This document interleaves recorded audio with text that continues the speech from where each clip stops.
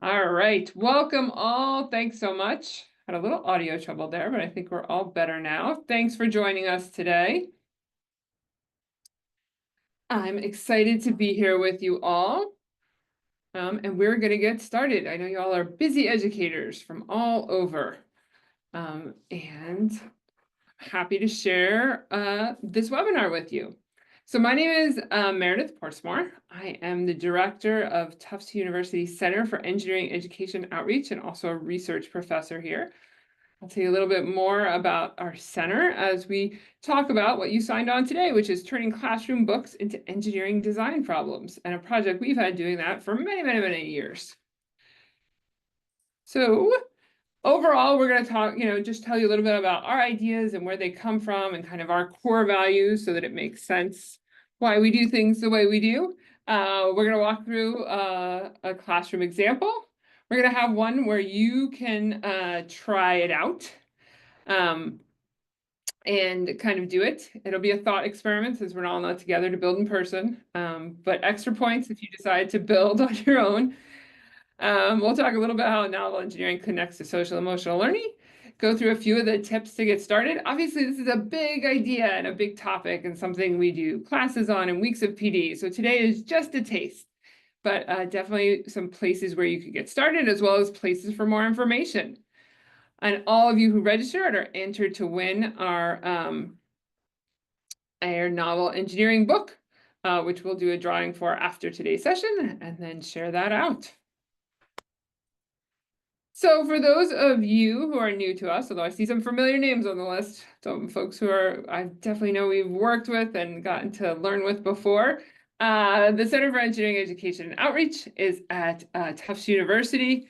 We are just outside of Boston, right on the subway line, doing all kinds of great work here with wonderful colleagues.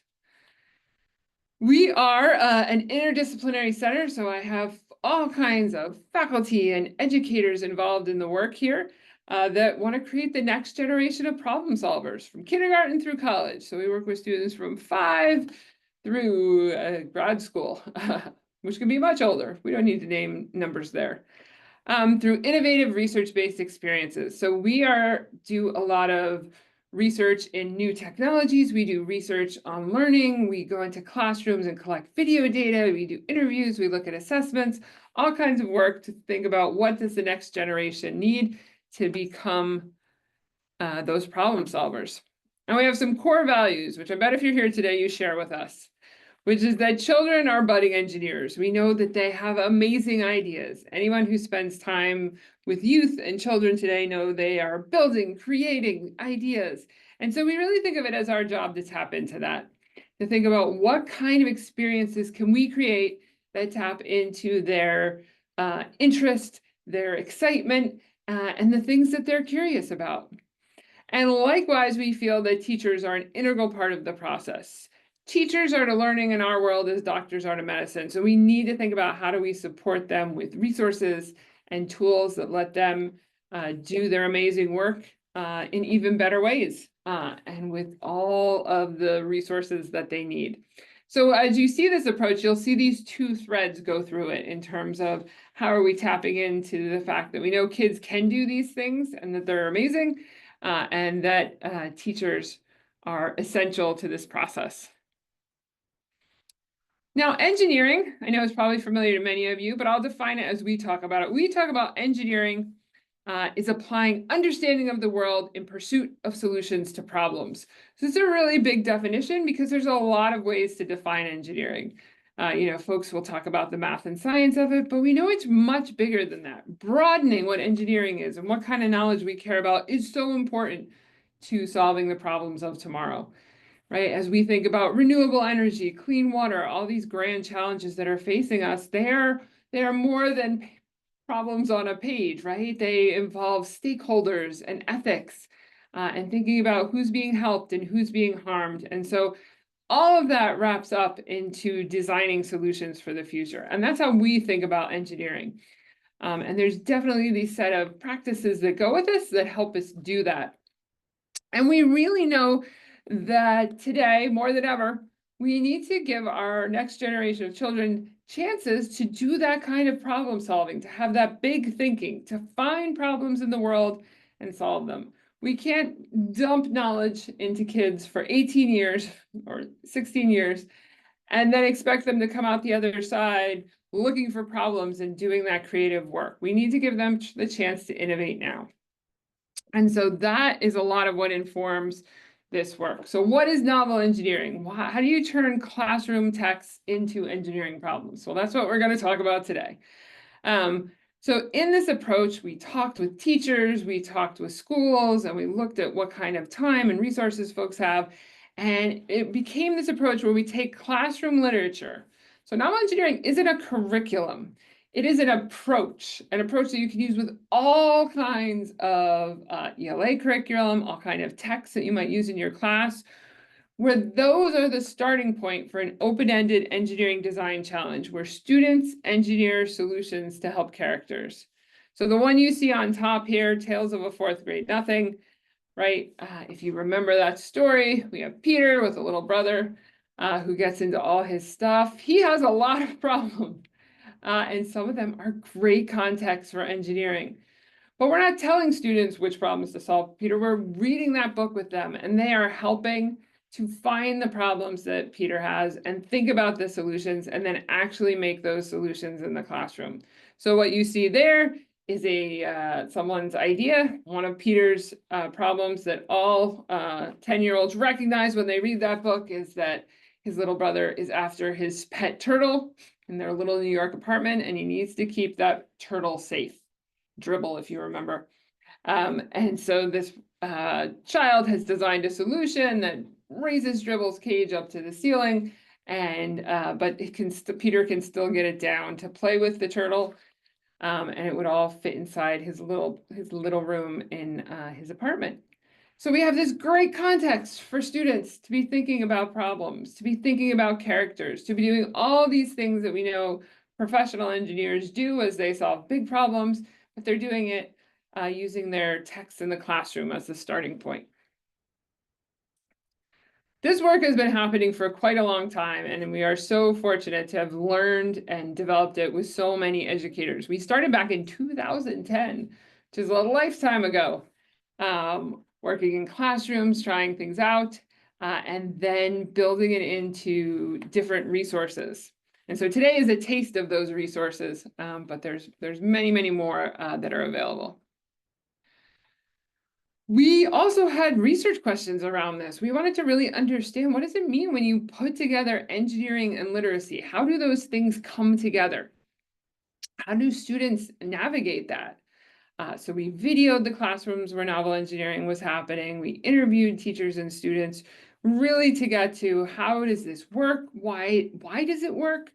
And how is it impactful in helping meet goals related to learning in both engineering and literacy? So we'll talk a bit about that today. When we think about engineering, I know these kind of images are probably familiar to folks. I'm just going to put this to kind of frame, we think about children doing the practices of engineering. So identifying or finding problems, which is a really key part of novel engineering. Thinking about, how could they solve this problem? And then going on to really making a solution, planning for that, trying it out, getting feedback, and iterating on that.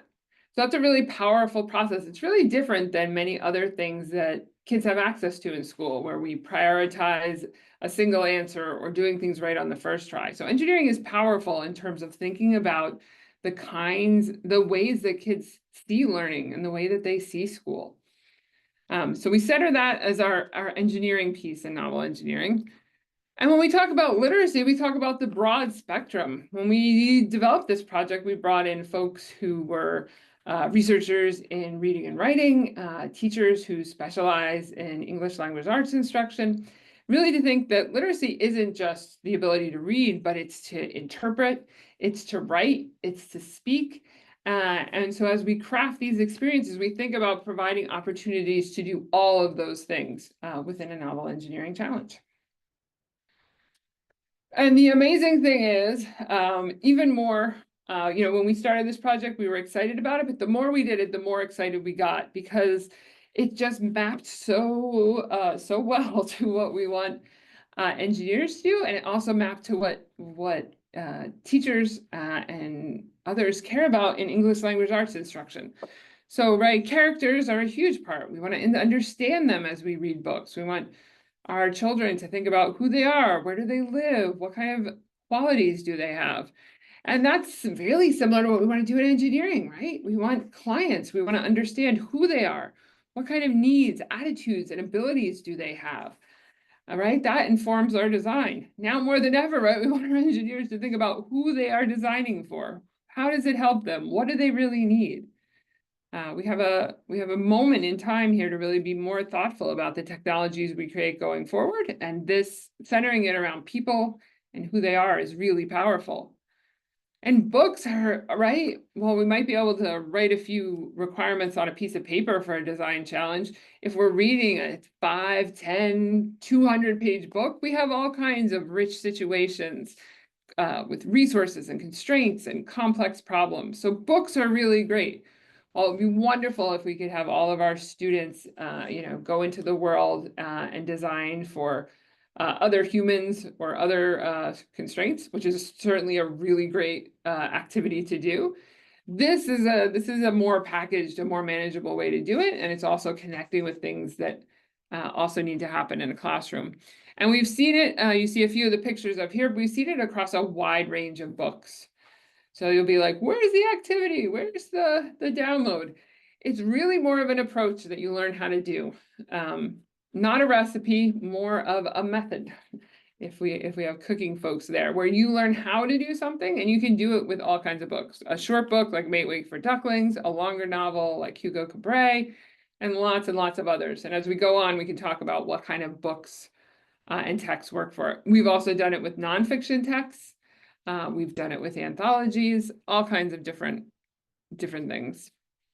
So this trajectory through a novel engineering project looks a lot like the engineering design process, but it centers the text or the book in the middle, where we're gonna find problems, we're gonna develop solutions, we're gonna get feedback, we're gonna give kids more time to improve those solutions, and we're gonna share them out. So we have opportunities for literacy, we have opportunities for making, we have opportunities for designing, we have opportunities to think about different phenomena while we're doing it, all along the way.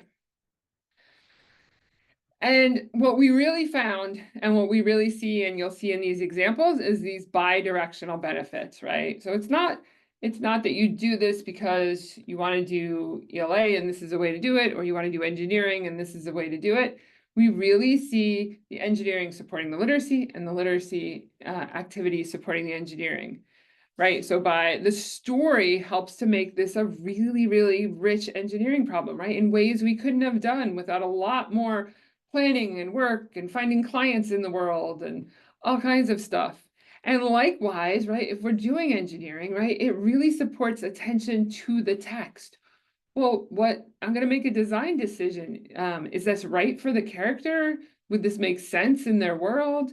And so we're encouraging students by having them have to make something for a character to go back to the book or the text and say, ooh, what would really make sense here? And have discussions and arguments, wonderful arguments about what would make sense to solve this problem. And so it goes both ways. So we don't see moments where we're just doing engineering or we're just doing literacy. We see this back and forth as the students go through this process. So let's look at one together. This one was really fun in a 4th grade classroom. They were reading as a class from the Mixed Up Files of Mrs. Baisley Frankweiler. Which, if you remember, we have 2 siblings. They run away on the train from their home in Connecticut and hide out in the Metropolitan Museum of Art in New York. And they're trying to solve a mystery. They're trying to stay hidden so nobody finds them. So they have lots of little challenges as well as big challenges of solving a mystery. And this teacher chose to do this as an interactive read aloud to support all of the students in her class. So they were reading this together, chapter by chapter. you know, after lunch every day as part of their ELA instruction, and then having some discussions. And so one of the things they did is they read this with the lens of what are some problems in the book that an engineer might be able to help us solve? And so this is just capturing. So we're reading this book aloud, and we just have another way to look at this, right? So we're thinking about, you know, the characters, Claudia and Jamie, those are our siblings, and what they're going through. But we're also saying, you know, what else could happen? And in this part of the process, we were capturing all the ideas. So some of these, right, are probably not things engineers should tackle, that we should be designing solutions for.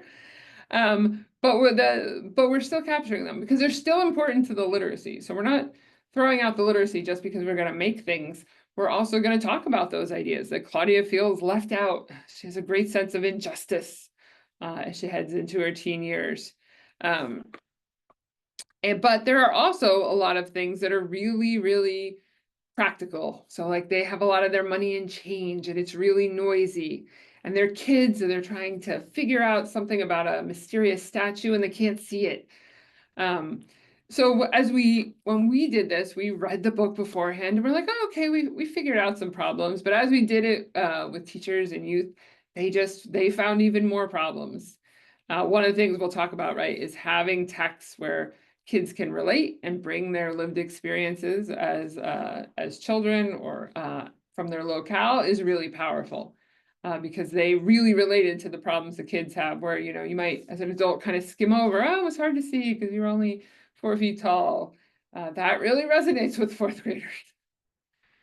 So the class did this, and they took it a very ambitious way where each group could then pick out their own problem. So some students decided to tackle finding a solution to the noisy money. Some students decided to take on that they were hiding in different places at night because they were prim and proper and hiding in the men's and women's room. And some took on others. So let's look at one group really closely, Henry and Mitchell. They wanted to take on the task of designing something to see the mysterious statue. And they had this idea about a periscope. They had seen something like it before, and so they were really excited about that idea. And so we were doing research. So of course we record this interaction, and they have these great discussions, right? And they're so excited. They're like, well, what do we make it out of? What would make sense? Would we make it out of wood? And the discussion isn't like, wow, we're in fourth grade, it's really hard to work with wood. It's like, you know, where would these characters get wood? How would they use it? Would they pay for it? All right, so we see them going back to the text. So they're thinking about something really practical, like how do we make this, how do we engineer this artifact? But also, does that make sense for the characters in this book? And they go on thinking about the engineering affordances to their decision. So we hear a structural discussion emerge, you know, like, well, we could make it out of cardboard, but you know how flimsy cardboard is. And they're like, well, and wood would take longer, and how would they get it? But then we also see them talking about, right, one of the little brother's defining characteristics, Jamie, is that he is really, really frugal with his money. And so they discuss that too. Well, you know, Jamie is really cheap and you'd have to get a lot of other stuff to make this. So I think the cardboard makes sense because that, you know, that's what Jamie would buy. So we're having this great discussion, right? That between these two youth making the periscope, where we see engineering ideas coming in and we see literacy ideas coming in as they keep going. And we did get a working periscope, not a great picture of it, but a working periscope that was actually also expandable so that they could store it really in a really contained space because they're hiding out and they have to travel it all around. They added a handle to it because they said that, you know, it needs to be inconspicuous, which if you've read this book is a major theme in terms of, right, how do you not draw attention to yourself if you're two kids kind of running around New York? So they thought it would look like a lunchbox. So we see that their design features were informed by the book. And that gave them different challenges, right? Making something expandable is more of a challenge than just making a straight periscope, but that's what made sense for the book. So super exciting. in terms of just that back and forth. But the other place we really saw literacy play out is in some of the integrated writing activities. So as they're planning for this and telling us what they think, which is a practice we use in many of our projects here at TOSRite, is thinking about writing and drawing out the materials, we have this other opportunity to think about literacy, like, okay, well, you need to explain your design to me as the teacher or researcher, and what does it look like? What are you going to use here? And we get this great detailed writing because we see them really attentive to, okay, well, if I really think I need this material, I really need to share, what it's going to be used for and how it's going to. So this was their drawing of their periscope. So that was one of the places. Some of their others were as they went forward, the teacher was trying to think about, okay, well, how do we tie this artifact more to the story? And so they also wrote a missing chapter, described how their design helped the characters make progress in the book. So kind of saying, like, this would have advanced the story in a different way, as well as letters to engineers or the characters about how their design would work. So, if you just to think about this, I think the making part in engineering is obvious, but just to go into the literacy tips, we're looking for problems. So the students were finding problems, which is a really different thing than a lot of opportunities we have to do engineering with student, where we're short on time, we're short on all the context, but using the books, gives them this opportunity to find problems.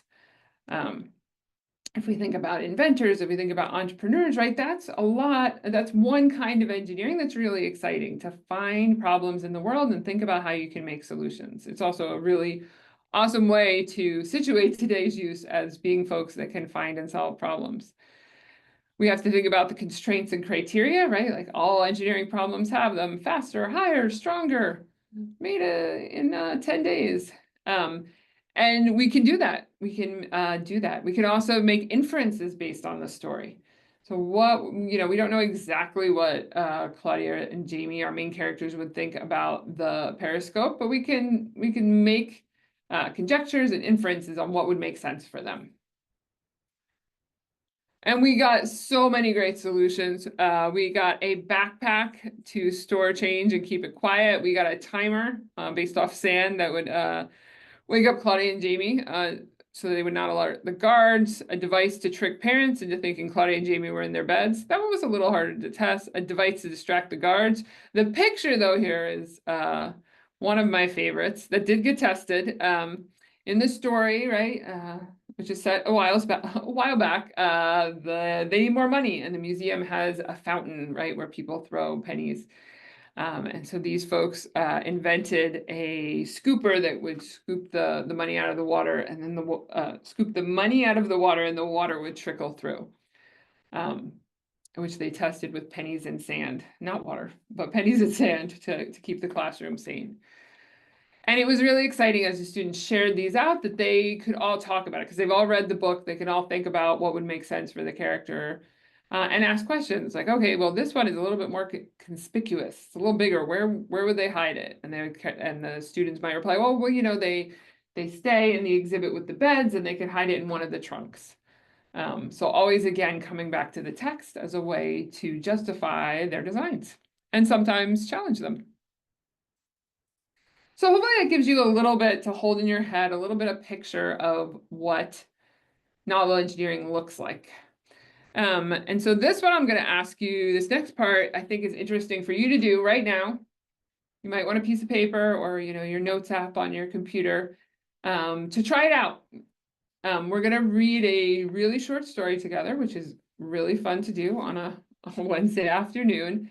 And try and think of it with that lens. I chose a picture book. We've done this with students as young as 5, all the way up to, I did it with 17-year-olds visiting from Korea yesterday. Actually, this exact story, because it made sense for where they were. And so we can think about the text as being complicated. We can think about it being simple. Picture books are really exciting to read, to not only think about our younger learners, but learners who are extracting a lot of their information from the picture. So Peter's Chair by Ezra Jack Keats. If you haven't read it, it's a great story. And what I want you to keep in mind as you do this is think about who Peter is and how do we know who Peter is, even from this really, really, really short story. One thing we often do with students is empathy maps, which is being like, okay, well, what do we know about Peter? How, or the main character, whichever it may be, what does he say? What does he do? What does he think? What does he feel? Can we pull any of that out of the text as we read this so we can just get to know him better, right? This is something we might want to do as a literacy activity, and it's also something that will support us saying, okay, well, what would we design for this client, this character? So keep those things in mind as we do this. This isn't a great, webinars aren't a great interactive forum, but I think it's really helpful if you think through this. So we are going to have story time. So Peter's Chair. We get pictures on the first page. We can look at them. We can talk about them. We don't have Peter here, but we have a dog and a tower of blocks. So we're starting to learn things about Peter. Peter stretched as high as he could. There, his tall building was finished. So we see Peter likes to make things and build. Might be why we like this book so much. Crash, down it came. Shh, called his mother. You have to play more quietly. Remember, we have a new baby in the house. So we just got a bunch more information about Peter's life, right? We see his rambunctious dog there. We find out he has a baby. He needs to play quietly. Peter looked into his sister Susie's room. His mother was fussing around the cradle. That's my cradle, he thought, and they painted it pink. So we have something Peter says. We're getting some feelings here. If we were more interactive, we could name them, but we'll save that. Hi, Peter, said his father. Would you like to help paint sister's high chair? It's my high chair, whispered Peter. And so we can imagine, right, especially our young ones, but even our older ones, remembering feeling like this, remembering these feelings of a new sibling having an impact on their world. He saw his crib and muttered, my crib, it's painted pink too. Not far away stood his old chair. Didn't paint that yet, Peter shouted. He picked it up and ran to his room. Right? So we are not told why Peter does this, right? But even our youngest readers can start to make inferences here and say, how do you think Peter's feeling? What does it mean that, he picked up his chair and ran to his room? What do you think he wants to happen with his chair? Let's run away, Willie, he said. Peter filled a shopping bag with cookies and dog biscuits. We'll take my blue chair, my toy crocodile, and the picture of when I was a baby. Willie got his bone. We get a little bit more information about someone that's important to Peter, his puppy. They went outside and stood in front of his house. This is a good place, said Peter. He arranged his things very nicely and decided to sit in his chair for a while.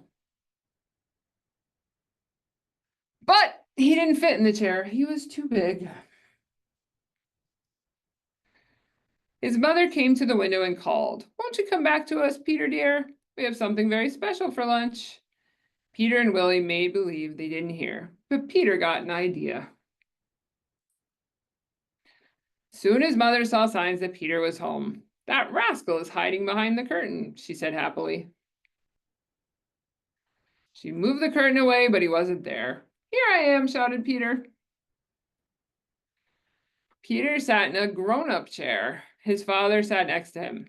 Daddy, said Peter, let's paint the little chair pink for Susie. And they did. So think about what we saw Peter do. You're grown up, so this is hopefully an easy task for you. But there were a lot of feelings in there. A lot of things happened. And we think about Peter. If we did an empathy map, this is a transcribed one from kids, they talk about him saying, that's my chair, it's painted pink. Those things stand out to students. He tries to run away, he takes the chair. He realizes the chair is too small. And we have a lot of feelings here that we can name. He feels upset. And so we think about what would we want to design? What could we do to help Peter?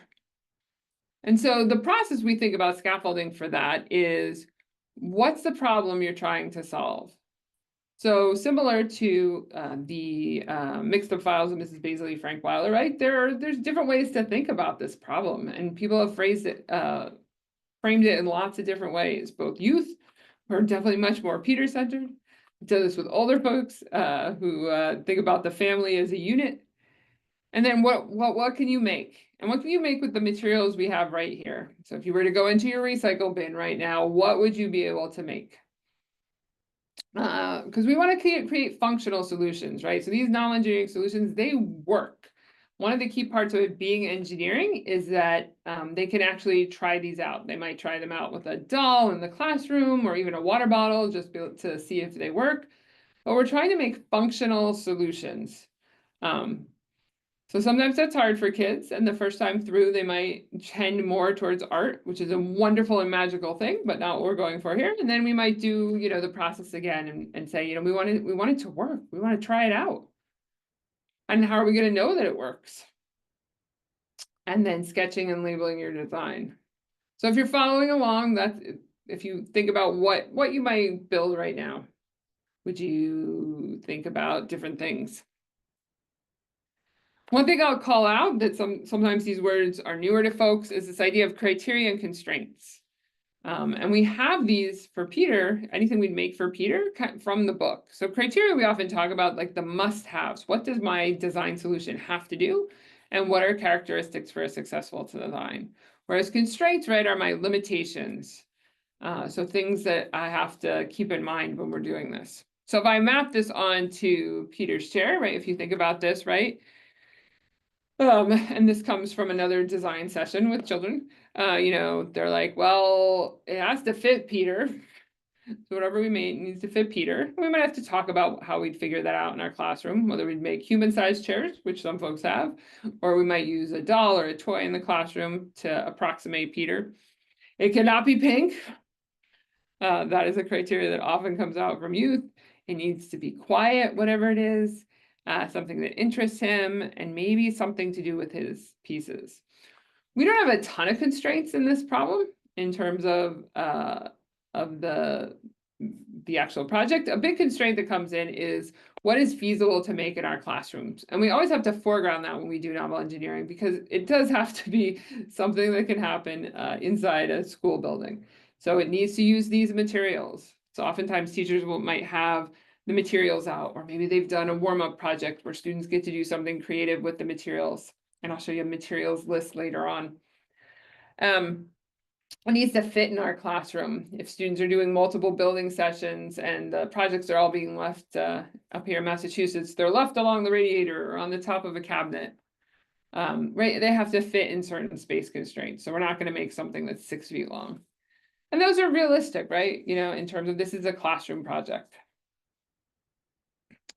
And so going back to this, a lot of folks do make chairs, and I'll show you some chairs, but folks also have tackled it from different perspectives, saying that, like maybe Peter would be a little happier if he could play more inside, and maybe his mom would be a little happier too if he could play quietly inside. So I've had several groups across the ages say, Peter's blocks make noise when he plays with them. Let's make something quieter so that they don't make noise when they fall, and they might use cardboard and other soft materials to kind of invent their own building system that still can make a tower, right? Because otherwise it's not fun, but would also be quieter when it falls over.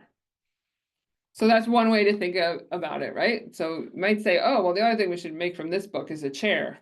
But there's actually like a lot of different ways to tackle it. Other people invented other soft play things, all kinds of good stuff.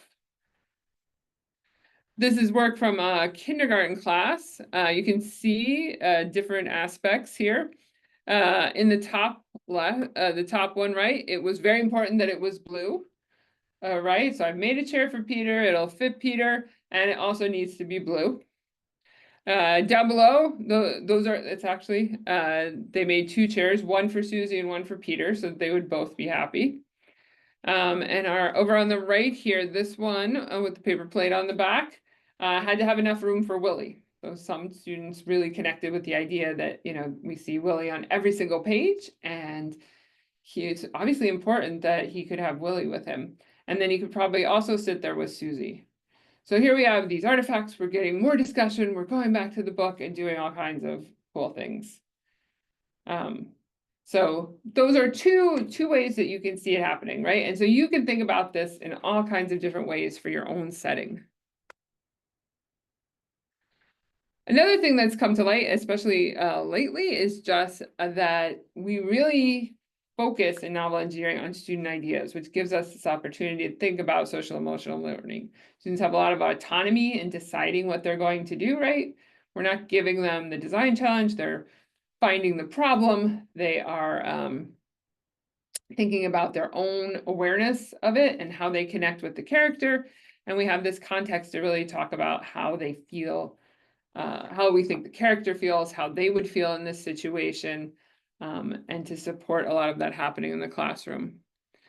We also see, right, this idea that it's engineering, they're working in teams, but they have, like sometimes when you do engineering tasks with students, it's kind of like, well, this is my idea and this is my idea. But you kind of have an arbitrator in the middle here in terms of the text. Well, it's not just about our ideas, it's what we think would help the character. And so that brings up these student-generated discussions. So you might come over to a group and say, well, oh yeah, well, we do have evidence of that in the book, or maybe we could go back to the book and look for that and see what makes sense, as well as that kind of accountable talk, right?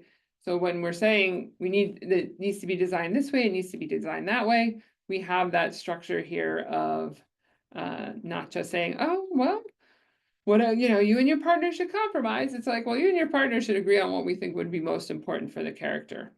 So giving structure to some of those conversations that are hard for kids to have in general, and also hard to have in engineering, right? When you bring awesome materials into a classroom to do engineering, right, kids are super excited. And it's really hard to put their ideas on hold for the sanity and peace of the group. So this is another tool to do that, because we actually have another way to think about it, to have us have a conversation in order to meet that goal and still get something made. And then these access the characters. So the books you pick or text you pick, right, can be really powerful in terms of having these conversations about empathy, providing an emotional connection. And right, the more we connect with the character, the more we think about their wants, their needs, right, we get better engineering happening. So as we're seeing social emotional learning be a bigger part in school, we see opportunities for it here as well. Great. Well, you guys have hung on for this long. Let's talk about how you could think about it in your setting and some quick tools there. So at the end, I'll show you where the bigger sets of tools are. But just if you want to choose a book, where would you start? You may have text you already use in your classroom. Obviously, it needs to be age appropriate. Needs to be said, because sometimes people are like, well, it has to be something that has lots of engineering problems on it. As you saw from the two texts we saw, it doesn't have to be this book that it has lots of things about technology or engineering. It just needs to be really age appropriate and interesting to students, and right, have that relatable character that's living in the world and has problems. Right. And so you can start a lot of what we do when we do teacher professional development is anticipation. What would you anticipate students talking about? And obviously you can't anticipate everything. They have wild and creative ideas, but that's a place to start. What would they be able to do with this book? And even some teachers will, before they officially decide on a book, just have the conversation, right? As we saw with like the chart paper, what kind of problems are in this book? And how do students see it? Before they commit to building, to see what kind of problems they raise. Right, and then as you think about those problems, are they ones, right? If we have deep emotional problems, or those kind of conflicts between characters, we certainly don't want to portray engineering as solving those. Build a wall between you and the parent that you have trouble communicating with.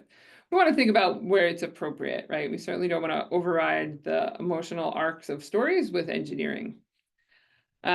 So thinking about that, right? So, right, lifting turtles, making chairs, sound protectors, right? Those things that are in the physical world that they can manipulate, right, are great problems for them to think about, especially to think about the materials that you have on hand. If we have cardboard and string and pulleys and whatnot. We have had folks do this with higher end materials who have maker spaces and whatnot, and that's fantastic. They definitely make amazing things, and you can kind of broaden what kind of problems there are, but we kind of designed it to be as low cost as possible.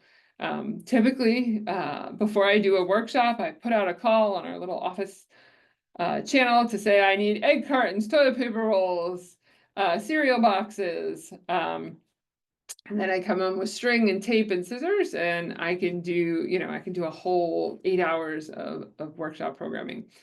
So it can be a really low cost solution as well.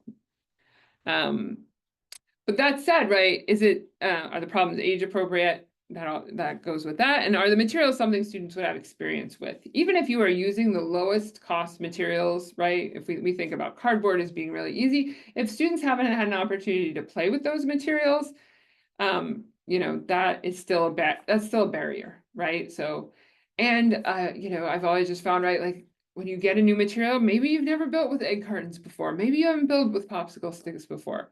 It's always great to give students an opportunity to use the materials prior to this being their first experience, where they're just so excited to have, access to 100 popsicle sticks that drives all their decision making. The call out here is there are a few types of books I'll caution you against that just don't work super well for this approach. And it's really magic and fantasy. What I always say is Harry Potter does not need novel engineering because he has a magic wand, right? If there is some mechanism in the book where all problems get solved that way, right, there's nothing really to kind of iterate and test on. So those tend not to work as well. It's really hard for students to be appreciating, great literature, wonderful literature that has magic and fantasy or kind of alternate rules for the universe, and trying to think about something that they can make out of stuff in their classroom.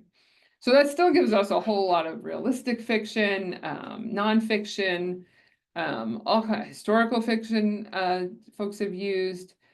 But that genre just doesn't work quite as well. So if that is part of what you're looking at, but it can even be a super short story. Folks, the woman who swam the English Channel and was fighting off sharks. I've seen folks do that. All kinds of different spaces where we think about what would happen to someone.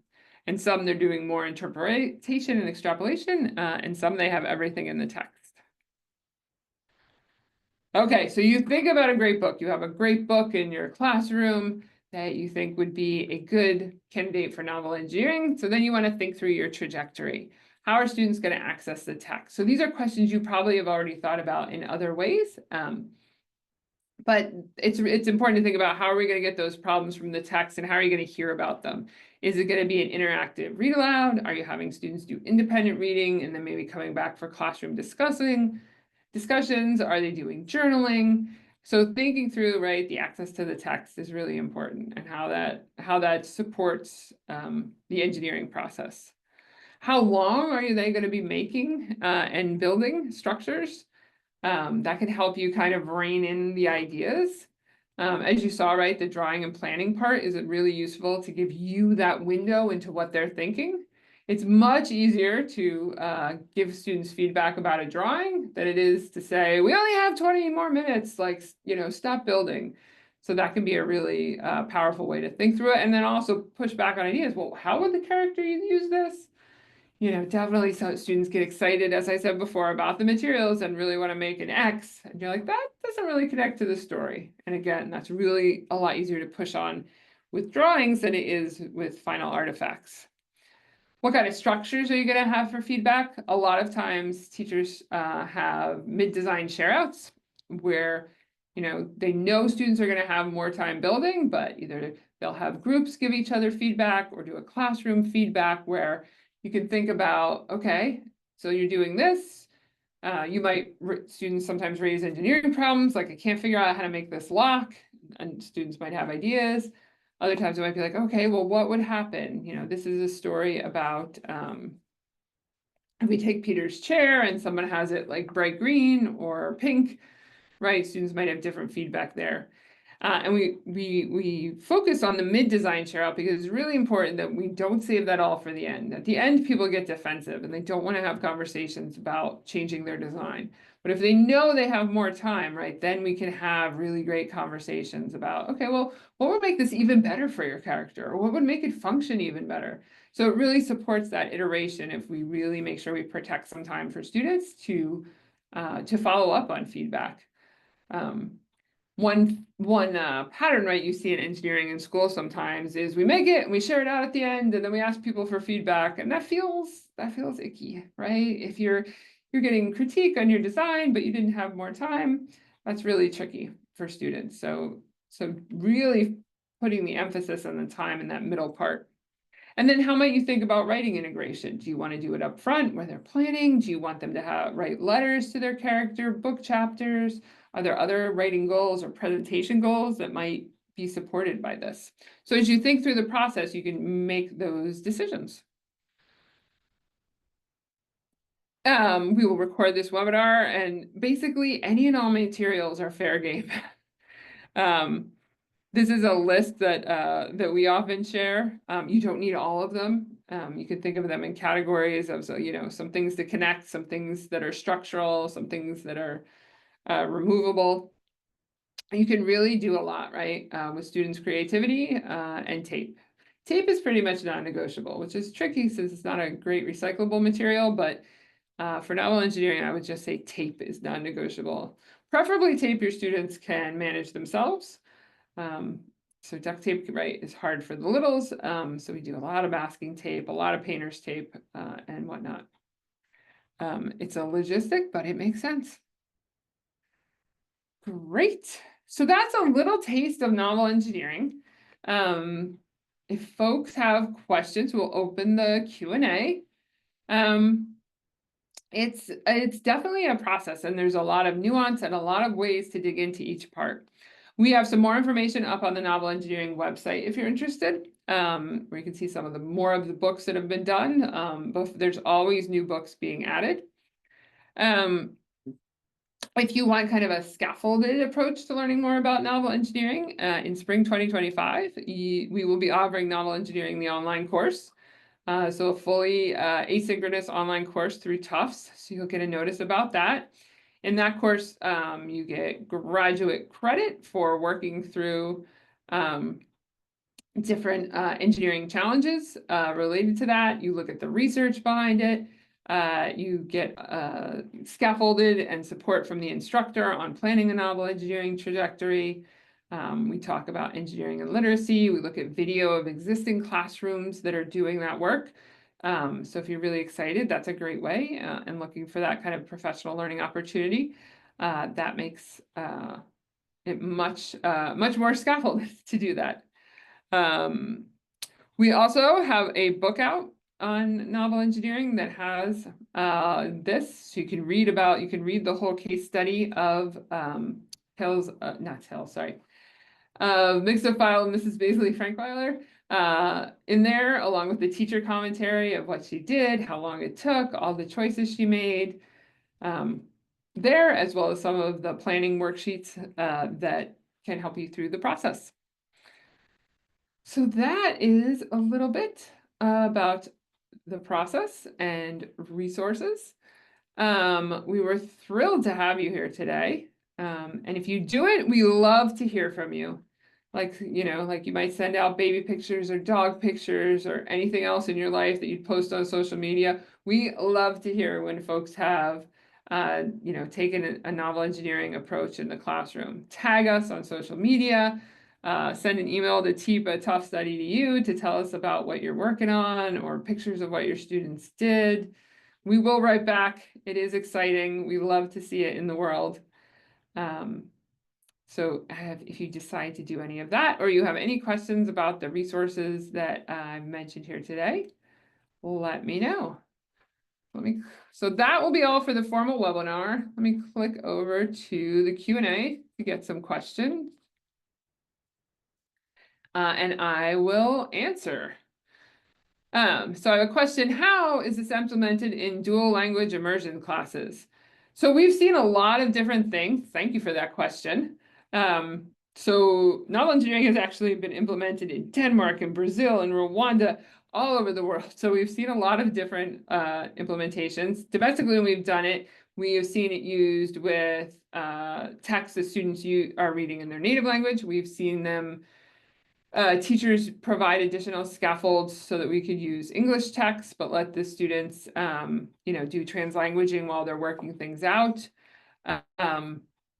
So we've seen a lot of different things in that space. I wouldn't say there's a definitive way that I've seen it done, but I've seen a lot of teachers use it there where it is helpful, right, to have the making and the building to support students emerging in different languages. And some teachers foreground the English more, and some people are foregrounding either the newer language or the other places. Another question. Hi, Marn. I know some of these names here. How long will the Scream course be? About how many weeks? So it's a traditional course. We kind of have to use a Tufts course structure. So it's 14 weeks. It will start on the Tufts schedule, which I don't have right in front of me, but it's typically right around January 15th to the 17th courses start. And they go right until the beginning of May. We design all our online teacher education courses to be asynchronous, so there's no time you have to log in because we end up with people from all time zones and all kinds of busyness.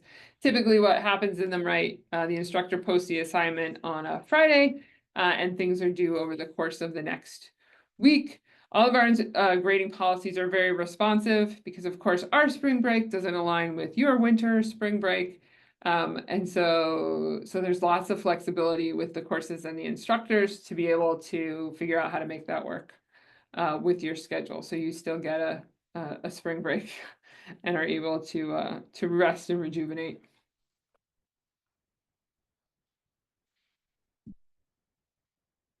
Oh, thanks. Another great question. We are just starting the process. So the question is, are there multicultural books as well as bilingual books for elementary that you recommend for novel engineering? We are just starting that process. So Elizabeth, we could probably follow up on this on email. That is a newer initiative that we're working on, and has been a little bit tricky to find really great texts in that space. We are actually working with a group, an Indigenous group that has been talking about using novel engineering, and I have a few texts there related to work we've done with some folks on the Navajo reservation, but it's definitely emerging. So I would, if you want to send a note to teep@tufts.edu, I can talk to you about what that is, and if you have ideas, we'd love to hear from you.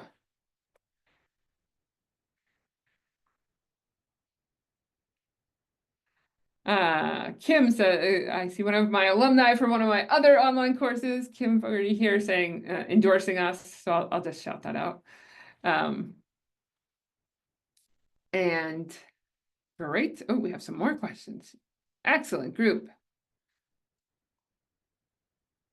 Oh, sorry, I'm just getting second.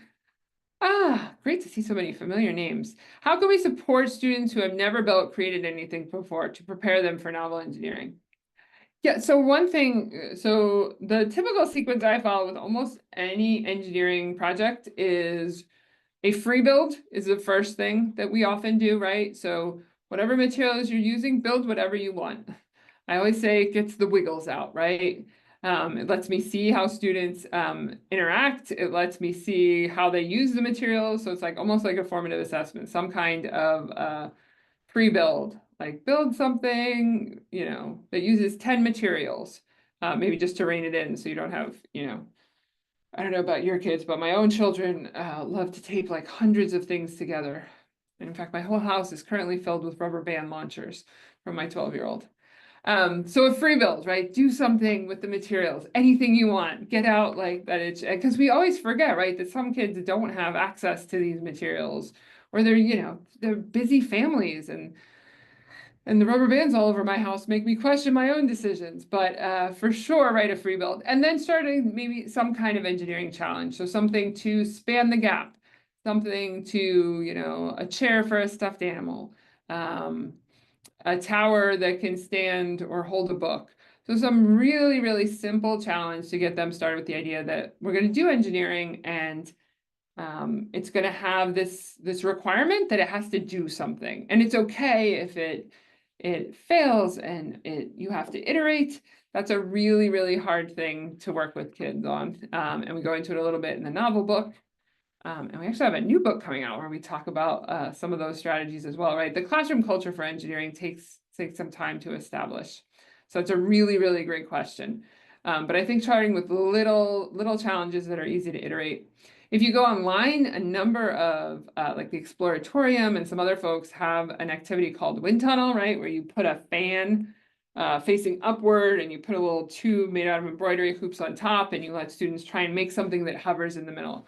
That is one of my favorite launching engineering activities because it's really quick to iterate on.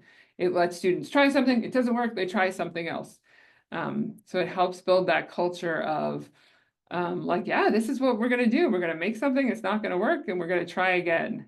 And the amazing thing about the wind tunnel activity is that nobody's really good at it the first time. I could have a group of undergrads majoring in engineering, and nobody gets something to like kind of work the first time because you don't know like how much air is a cup going to catch, and is foil going to help me here?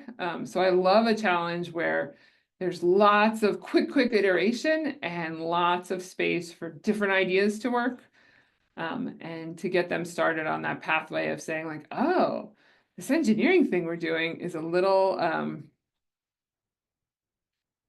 it's a little different. So great question. Ruth, do you have a discount code for the professional book or the course?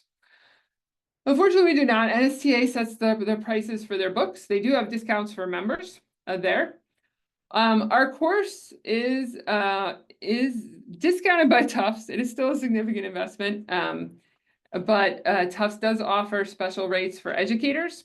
So when we announce the course, we'll do that. They're usually around 12. What's the new price? $12.60. I will double check as they come out for the spring.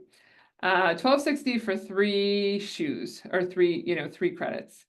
So that is not what a course at Tufts costs, upwards of $1,200 per credit for students. So they've agreed to let us charge a different amount for teachers, but we don't have that. We are exploring for the spring whether we'll have a professional development pathway. So stay tuned for that. Typically we do the graduate credit because it's just easier, but we are looking into seeing if we can do a PD. This doesn't happen a lot, but some folks do reach out to us. We have worked with districts and whatnot and done and offer PD directly. So if that's of interest to anyone, let us know. Myself and our Alyssa Milto, who is our director of outreach, have both done, if you have 10 or 15 teachers that you want to do this with, to design a 2 or 3 day PD just for your team, because that probably makes more sense. And then it can be totally customized to your setting. So we can look at your book and give you some suggestions. Right, I think I got through all the questions. Wonderful. Well, if you have more, please keep them coming. We're not a big company. We're a medium-sized center here at Tufts. I'm super fortunate to have amazing, colleagues and grad students and teachers and all kinds of amazing staff working here. Special thanks, you'll see her in the chat, our amazing communications manager, Lynn Ramsey, who helps us get all this information out into the world. But anyway, we're not a big company. We're just really excited about this idea and trying to figure out how we can support as many folks as possible doing it. So always happy to chat, point you to this, work with what you have, all that kind of good stuff. We're so excited to work with these great educators. We always love learning with you, and chatting with you and hearing about your successes.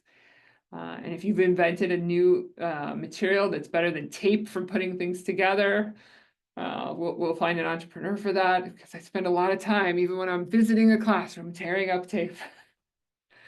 But anyway, Anyway, it was wonderful to have you all here today. Yeah, Lynn says, follow us on social. That's where all our things will. Stay tuned. We will send out the recording link for this. We will send out a note to the winner of the drawing. And there's lots more happening at CEEO if there's other things you're interested in. We have some great folks working on artificial intelligence and thinking what that looks like in the classroom. How does it help teachers? What can students do with it? And so that'll be our November webinar to share some of those resources with a drawing for the XRP robotics platform.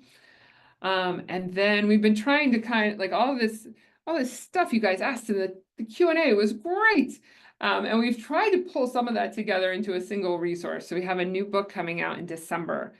So we're going to try and share all those tips and experiences that we've learned from working with teachers, from our research that are all compiled in there. We're going to share that out in December and also do a drawing for that book. So if you had fun today, come back and visit again. If you have other ideas for things you'd love to learn about, let us know. All right. So I'll hang out here for a minute in case there's any last minute questions, but otherwise I'll let folks go. Thank you.